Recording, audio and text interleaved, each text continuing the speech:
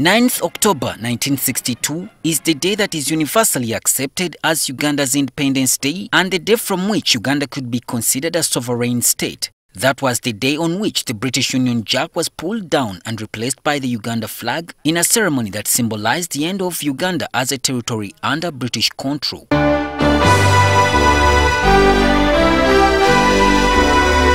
However, some people believe that Uganda traces its beginning to an earlier date which should be recognized and celebrated.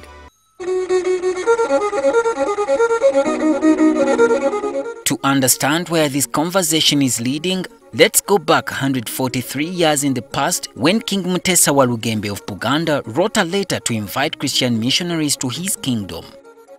Buganda considered itself a nation and wanted to open its boundaries to cooperation with the outside world. A report by UK-based organization called Uganda Founding Treaty Animators claims that the process of founding Uganda as a nation was started during this period by Kabaka Mutesa I. The vision of Mutesa was to develop his country and to protect it against external threats. They claim that even after the death of Mutesa, the process continued when Sir Gerard Poto was sent by the British to conclude the arrangements. He later signed an agreement with Kabaka Daniel Mwanga on the 29th of May 1893, which is believed to have created Uganda as a protectorate of Britain. Those who say that Uganda should change the Independence Day is not what we mean. We just want to stress that Uganda was born before independence. We spoke to historians and political scientists to put these claims into perspective. Mabusha Ndebesa, a history donor at Makerere University, said that the 1893 treaty was the beginning of the creation of Uganda. What came to be called Uganda, or an entity, an identity called Uganda, started in 1894 when the Uganda was declared a British protectorate, and it was officially published in the London Gazette.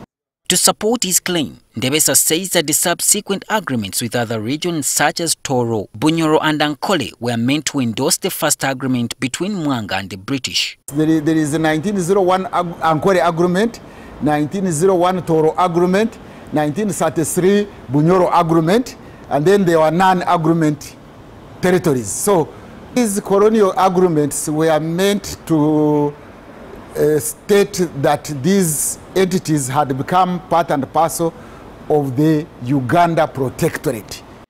However, Dr. Sabit Makara, a political scientist at Makerere University, says that the kingdoms and chieftaincies that existed then were forced to form the Uganda we see.